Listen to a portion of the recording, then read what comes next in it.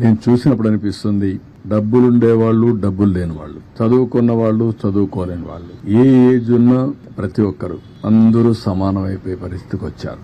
దీనావస్థలో ఉన్నారు. కడుపు నిండితే చాలని బాధపడుతున్నారు. కనీసం నీళ్లు కూడా దొరకకుండా నీళ్లు ఇస్తే అది అమృతంగా భావించే పరిస్థితిలో ఉన్నారు. అవి చూసినప్పుడు బాధ్యత పెరుగుతుంది. నేను ఆ మాటే చెప్పాను మా ఆఫీసర్లకు అందరికీ.